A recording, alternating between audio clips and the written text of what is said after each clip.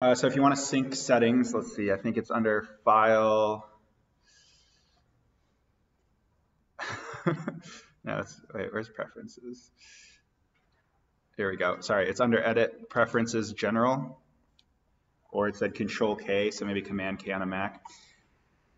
And if I click on Reset Preferences on Quit, are you sure you want to reset preferences on quitting Photoshop? Okay. If you click that, again, you don't have to do this, especially those of you who already know Photoshop and you're comfortable and you have everything laid out how you want it, you can leave it.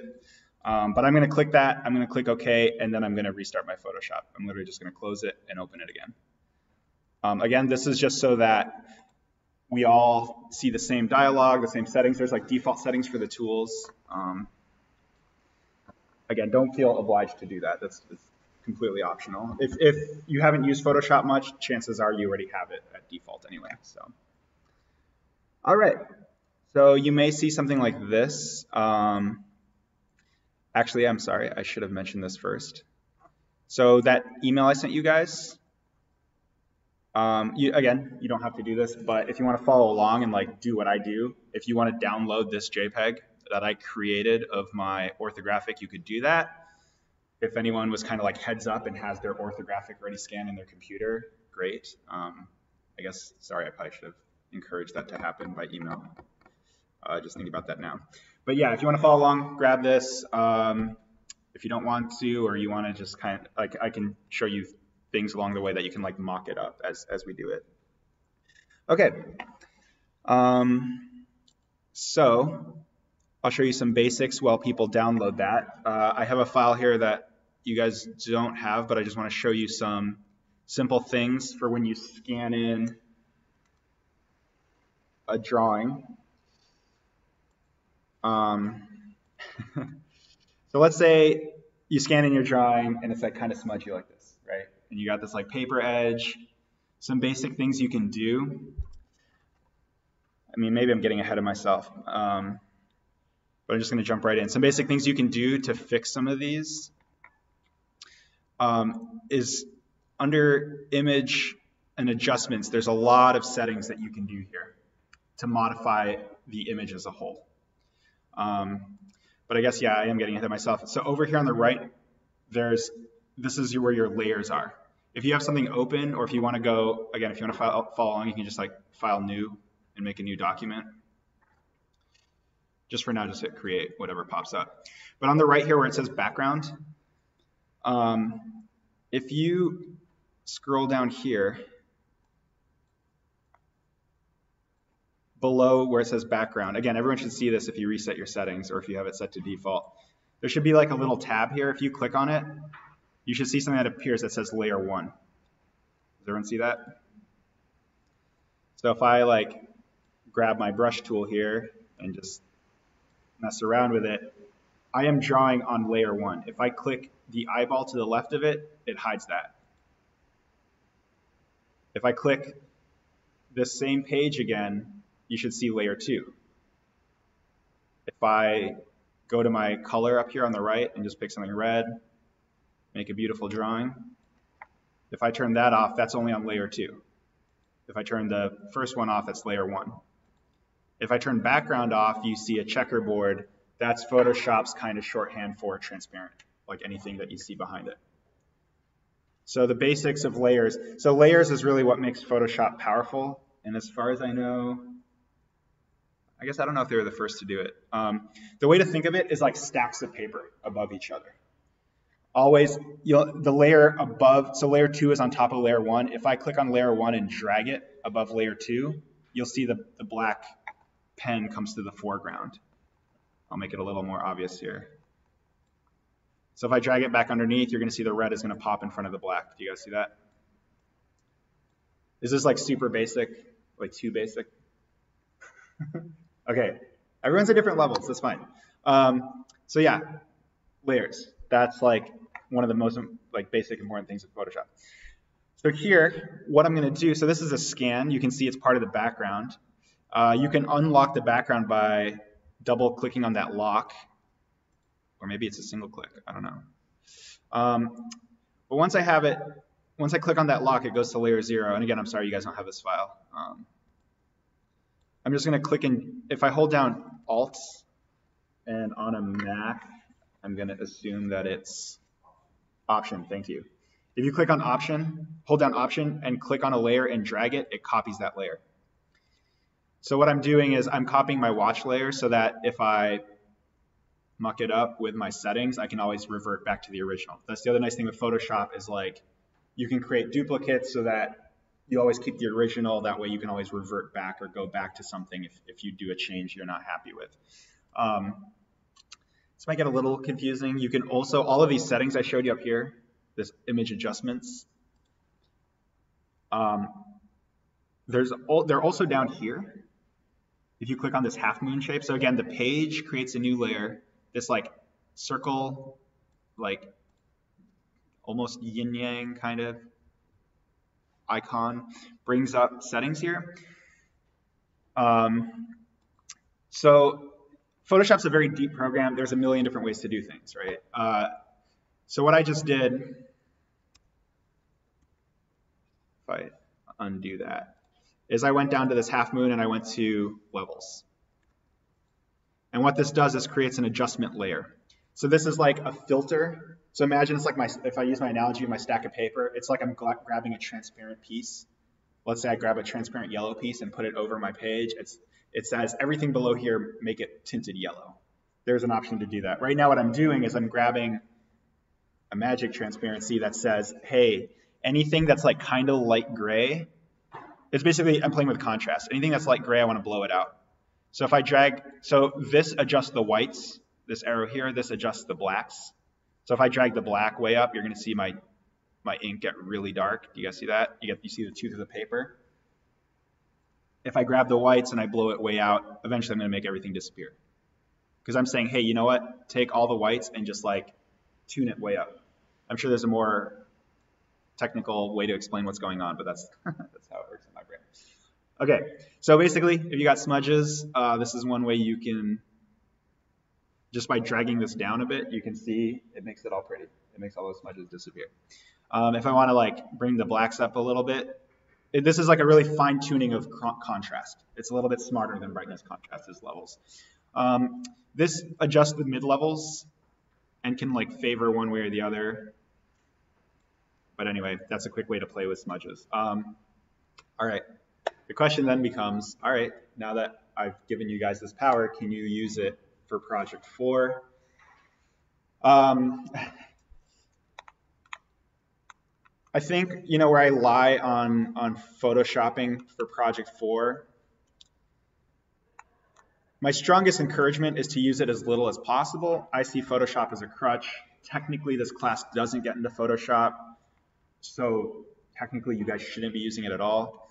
The reason I feel the need to show you is that it's industry standard, it's done all the time, it's a powerful tool, and I want your guys' work to look as good as possible. So I leave it up to you to decide, you know, the necessary steps to use in Photoshop. Again, I encourage you not. I think my only hard and fast rule is no Photoshopping anything that's been colored, okay?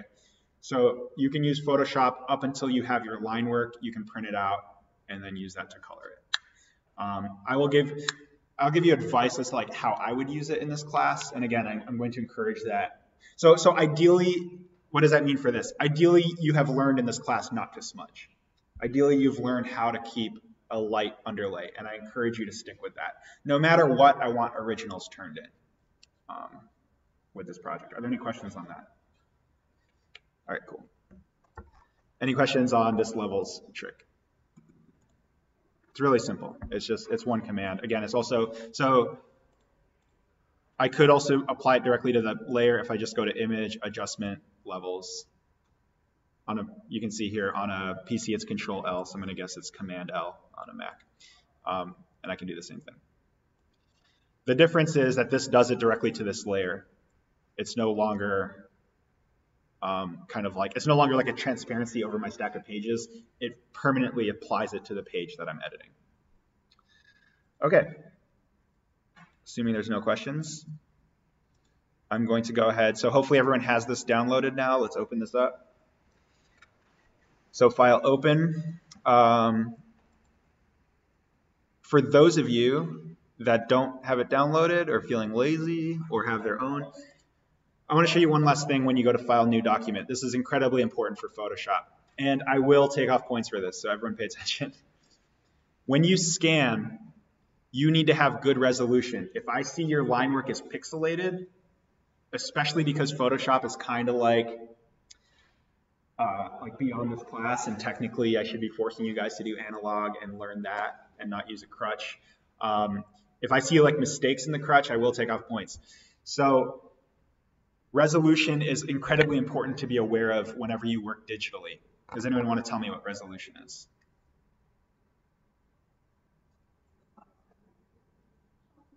Yeah, how pixelated it is. It sounds like so deaf. I don't know. It's like echoey. Yeah, pixelated. I'm sorry if I missed another answer, but yes, how pixelated it is.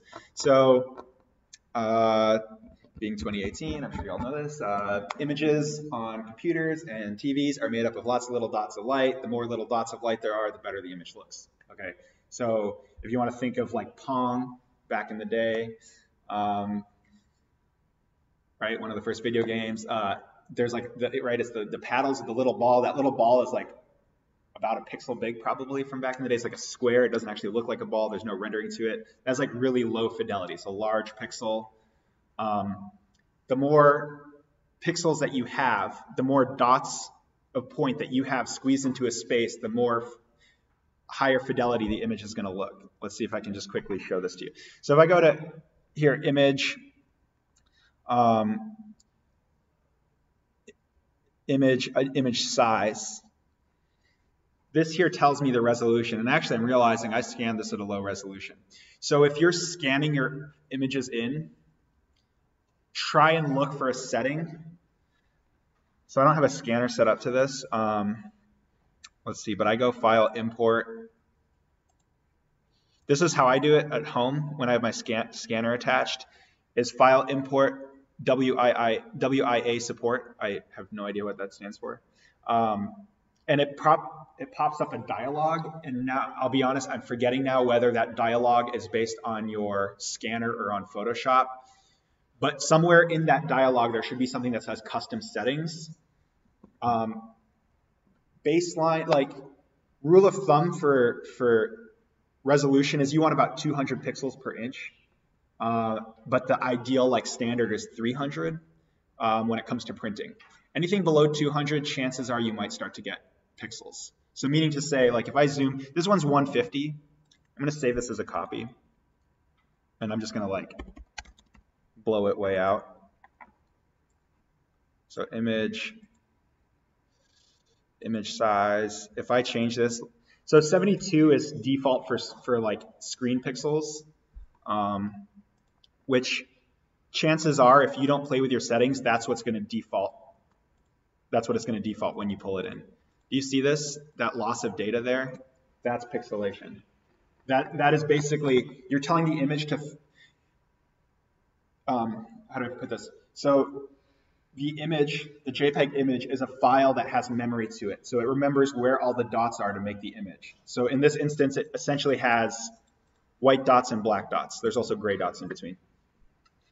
By saying, hey, I only need 72 pixels per inch, it throws out half the pixels because this was just at 150. So where it used to have 4 squares, I think it just blends that all into one. So if I zoom in, so again, you can start to see this pixelation. If I print this out, I guarantee you that you will see this choppiness. I will take off points for that. How many, I don't know, but I'm leaning towards being really harsh on that because I don't want that to happen. And again, I want to see Photoshop used to make your work better, not make your work worse, so don't make that mistake. So here we go. This is the lower resolution at 72 dpi. Hopefully you guys can all see this jaggedness here. These like right angle pixels. If I click to here, there's still some, but hopefully you can see that it's better. Here, let's zoom. And again, 150 is too low in my opinion. You should be at 200. I made a mistake when I scanned it.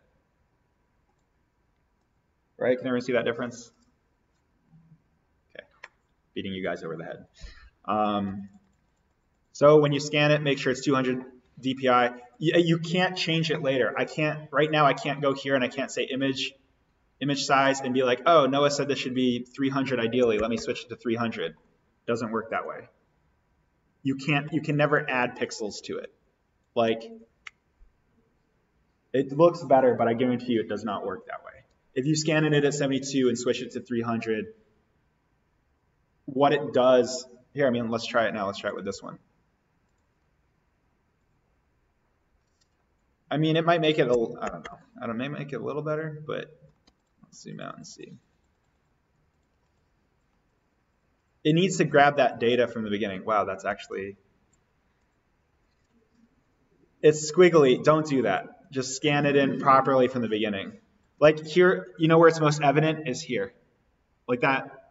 Let's look at that compared to this one here. And actually, one thing I forgot to tell you guys, Photoshop has a history, which is really nice. It's this little icon here. It lets you roll back. So I'm going to roll back before I did the image sizing. So maybe as a last-ditch effort, you can do that. Maybe Photoshop has gotten better at making up pixels. But do you guys see like how squiggly this is compared to how squiggly this one is? Because what that's doing, so here you can see this is just like ink on the paper. It got translated to pixels. Here, like it's trying to make up for the missing pixels. It makes it look all wavy and terrible.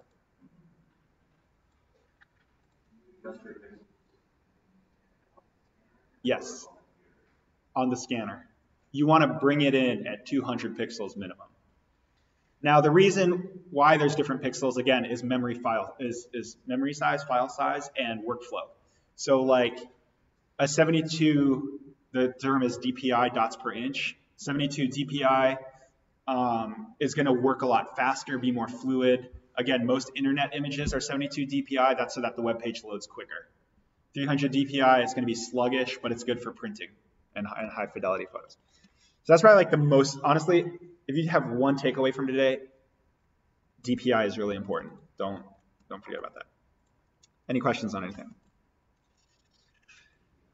All right. So the reason why I quickly showed you guys the watch thing is I actually cleaned this up already, and I didn't want to like re-email the original file because A, because I was feeling lazy, but B, just because I didn't want to burn your guys' inbox with another email. So this one's already kind of cleaned up a little bit. I got rid of some of my scanner at home is actually kind of, it's old and like has like ink dots on it from scanning marker and stuff that I really just need to grab some Windex. But so I cleaned all that away. So we're looking at a pretty clean image. So this is half of my orthographic. So some of the tools on the right here, I'm using this like a pointer tool, selection tool. One thing that I take for granted and I always forget to talk about when I demo Photoshop is how I'm navigating in here. I'm dragging this around, I'm zooming in, I'm zooming out. That's on your thing here that says PS navigation. Okay. So if you're on your selection tool, if I hold spacebar, you get a little hand. That's how I drag this page around. Spacebar plus control, and I think on a Mac it's spacebar plus command, brings up my zoom in, and spacebar plus alt or option is my zoom out. So navigating within Photoshop and your workflow, that's, you know, I'm not going to say that's everything, but it's close to everything. It's really important. Okay, so that's this tool. The next up are the marquee tools. They are used for selecting things. The most basic one is this rectangular marquee tool. If you click and drag, I've heard these referred to as ants, like these like little marching ants around. That's saying, hey, I want to select, I only want to work on anything in this box. So like if I take a new layer and I go here to my brush tool, if I start to draw, I'm only going to draw where my selection is,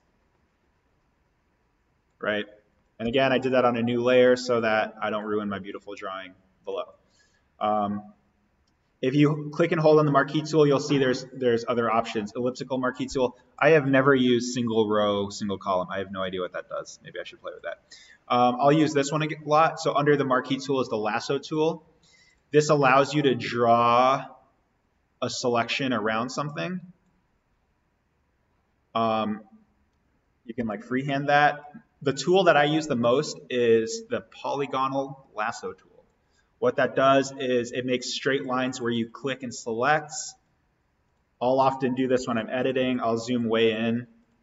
Let's say, again, I have such mixed feelings about this, but that's fine. I'm giving you guys this power, this tool. With great power comes, yes. So don't, you know, just what do I mean by that? I mean, don't abuse it. Obviously, I have really no way to police this, so you can edit to your heart's content. I think the trade-off is at least you're learning how to edit in Photoshop, which is a useful tool. But again, the most efficient way to work is not needing the computer program at all. It's just getting it right off the bat. So okay, so as an example of this polygonal lasso tool, I want to get rid of this squiggly bit in here. I'm going to click around this. I can always hold control wherever I am. If I hold control, you get this little dot 0 thing by this tool. If I click it, it completes the selection. I can hit delete. Actually, wait, no, we can't do that yet. So the reason why I can't delete is because it's on the background layer and it's locked. That's what this means down here. So what I'm going to do is I'm going to alt drag. I'm going to click on this background and option drag or alt drag up. Doesn't let me do that. I'm going to click on the lock once to unlock it, and then I'm going to alt drag to copy the layer. And I'm just going to turn this bottom one off. All right, I'm going to zoom in up here, select around here with my polygonal lasso tool, hold control or command to complete that, and then hit delete, and boom, I deleted that. So that's one thing this lasso tool might be used for. All right, I'm just going to skip ahead. The next one is, let's see, this is for cropping. This is for image select, like color selecting. This is spot healing, which is kind of fun. But anyway, I'm going to grab this brush tool. I've been using it and showing you guys already. That's how you create lines. Okay, let's talk about the brush tool real quick because it's kind of important. If I use these brackets on my keyboard, this one makes my brush really small. This one, if I tap it a couple times or hold it down, makes my brush really big. If I hold down Shift, which gets me this brush, or sorry, this bracket. So if I hold down Shift in this one, so I'm going to play with this one right now. I'm going to make it bigger so we can see what's going on. It makes a really soft brush. That's what has all those, that's why it fades and it's fuzzy. If I do this one now and do the same thing, Shift in that, it makes the brush really hard and gives it a sharp edge. Okay, sorry if this is too basic for people. All right, I think that's good enough. Those are like the basics. There's other fun stuff you can use in here. Always you can Google like Photoshop tutorials. It's really dated now, but back in like 2008, it was funny. It still is funny. There's someone who called, I'm pretty sure it turned out to be guerrilla marketing from Photoshop, but it's a YouTube series called You Suck at Photoshop. And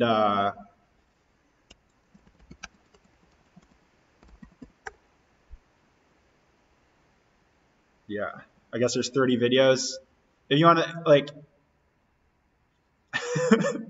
the reason why it's funny is the guy's like super apathetic, and he like has a story throughout all of his tutorials where he's like splitting up with his wife. So he has this tutorial here where he photoshops out the wedding ring and like puts his stuff up on Craigslist for sale. It's pretty hilarious. And like, what's nice about it too is it's not in depth. Like the guy sounds like he literally doesn't give a shit, and he's just like, yeah, just do this. And it's really like a really quick way to learn Photoshop. So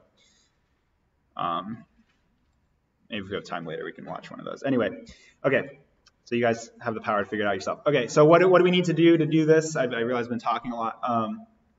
So obviously I have 3 of my views here, right? Of 3 of my 6.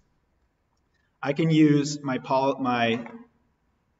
marquee tool. So if you guys all want to do this, and drag around all 3 views.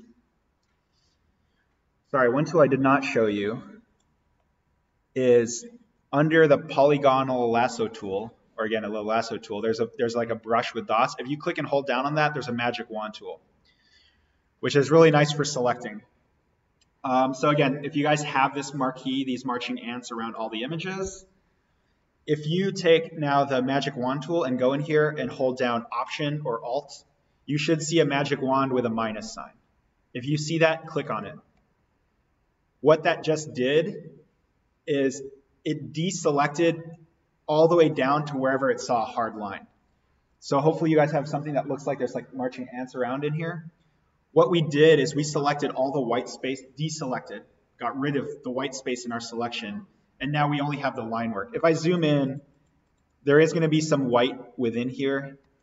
Okay, the reason why, for example, the marching ants go up and in here is there's a gap here. So it selects basically up until a color shift and change is the basics of what we just did. Again, the reason why it's all the way inside here is because I have a gap here in my drawing. So that pulls it all on the inside. Now if we hit Control-C or Command-C to copy, and then Control-C or Command-V to paste. Is everyone with me? You should see a new layer appear, layer 1. And if you use your direction tool and drag it, we just copied our images. Everyone with me? Any questions on that? Yeah, Ely.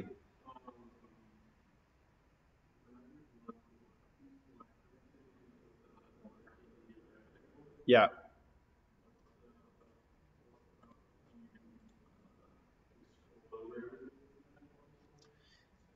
No, that's a great question. I'm happy to show you again. Hopefully it answers it. So, okay, so I got the marquee tool. I go here. I'm assuming the key you missed. So if you go over to the magic wand tool, you have to hold down Alt or Option. I'm assuming that's what you might have missed. Nice, we got some background music. Crank it up, man. Just kidding. Okay. So wait, did that answer your question, Ely? Hold down Alt or Option. Again, you should see a magic wand with a minus sign, and then click within the marching ants. Did that work for you?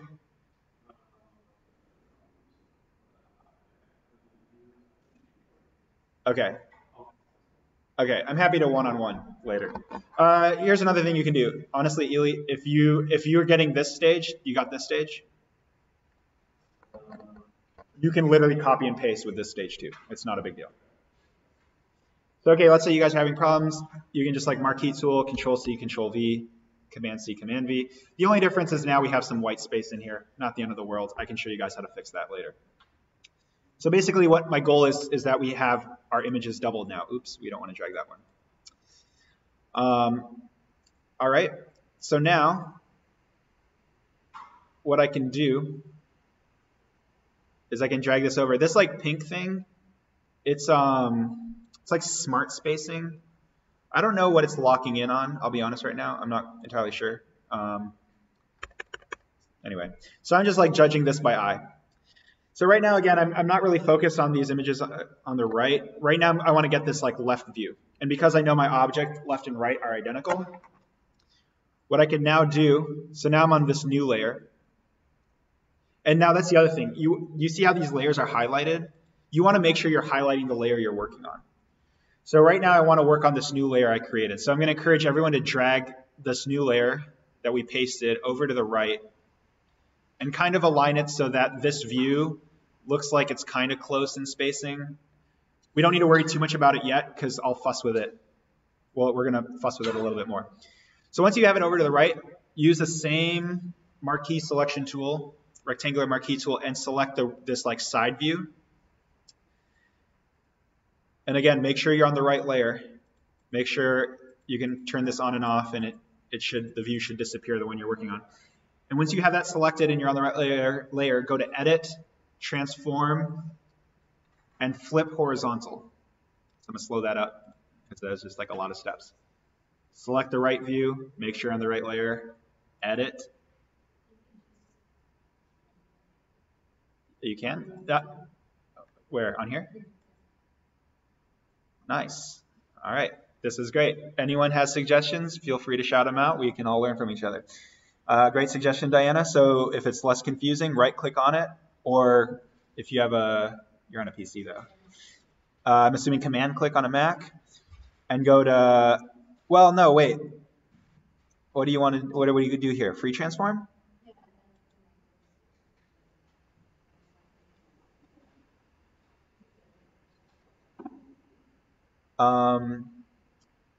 See, I wouldn't do it this way, if that's what you were intending. Nice. All right, thanks, guys. You guys teach me now. Yeah, okay, here, that's good. Okay, so if you guys right-click on this, maybe everyone knows this and I'm the one who's learning it. You go to free transform, and then right-click on it and go to flip horizontal. You can flip that and then hit enter. And then I do Control D or Command D to get rid of the ants. I'll do this again. Okay, you'll notice Control Z. Shift Control Z goes back multiple steps. If you just hit Control Z, it's just going to go back and forth between two things. If you hit Shift Control Z, or is that right? Or Shift Alt? Sorry, Control Alt Z goes back multiple steps. Anyway, I'm going to go back. That's one way to do it, is to right click. You can also select, edit, transform, flip horizontal is another way to do it. Again, we have the marching ants around the objects. You could go to edit, select, deselect, or Control D. So the reason we flip that, obviously, is now we have left view, right view, right? Does that make sense to everybody? Next up, we can grab our marquee tool, go down to this bottom view here, again, making sure you're on the right layer, select around it. Now if we go to this move tool,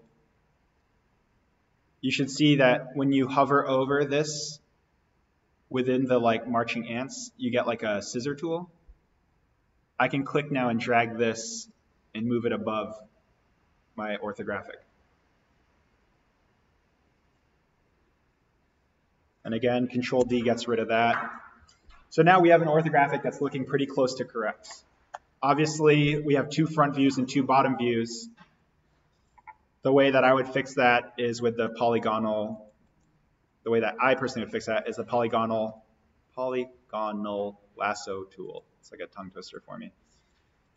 And I would select all the way out inside here. I'd hit delete.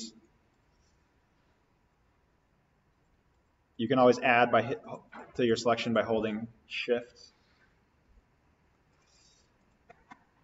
You could select these two lines, hit Control T or Command. Oops. All right, I'm flying through things now. Let me slow this up. Does everyone have something that looks something similar to this? Any questions on anything? Ely, are you caught up? Are you with us? Are you good? Okay.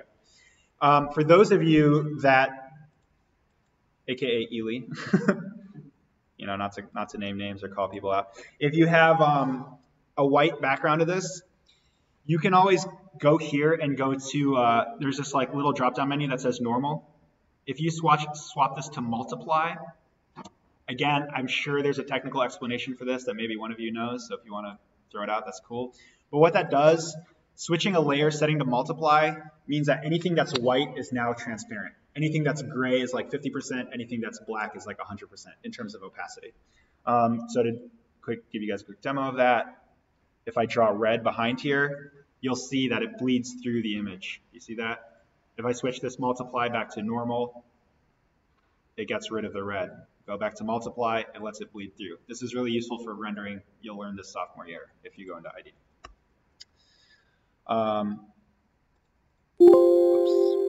So if you switch it to multiply, that way then when you drag this over, if you're overlapping, you can still see beneath it. So Ely, if you need to switch to multiply, you can do that. If you have part of your white is blocking part of your other image. Okay, so if everyone has something similar to this, the last thing I'm going to show you guys is how to go in here and edit this. So I like to zoom in when I edit things. I'm going to take my polygonal lasso tool and I'm going to click around. I want to leave some of these lines because my top view, actually no, I'm looking at my object right now. There is no split line to my top view. So I literally just want to select all along this edge and just kill all of these lines that are inside here. Again, I hit Control or Command to complete the selection, making sure I'm on the right layer, hit delete, boom, there's my top view. I can do the same thing here with my back view if I want to. I could either redraw these interior lines.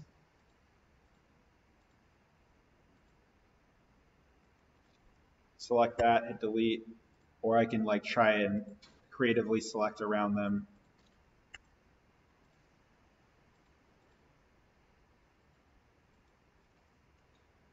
Cool, any questions? Boom, I'm done with my orthographic. There's something even fancier I could have done. Anyone want to guess what that might be? Fancier in terms of, so what did we start with? We started with this. I technically could have started with even less information if I was trying to be really lazy, but also really clever. Any suggestions? You could, in theory, other than the pro health part of this, I could have in theory started with something that looked like that. Because what I can do, and the reason why this is technically slightly better is you're going to get a perfectly symmetrical image. If I select here, edit, oh, here, let's do Diana's trick. Oh, no, wait. Oh, I have to select it first. So I can also do Command-T or Control-T to bring this up, right-click in here and hit flip horizontal, enter to make that complete, and boom, I have a magically perfectly symmetrical image.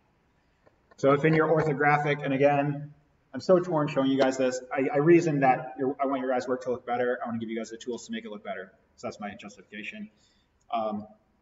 You could, in theory, really clean up your orthographics by mirroring the front view and the back view, just so that they're perfectly symmetrical, assuming you have a perfectly symmetrical object. Cool? Any questions? Do we want to watch some You Suck at Photoshop? Let me kill my recording.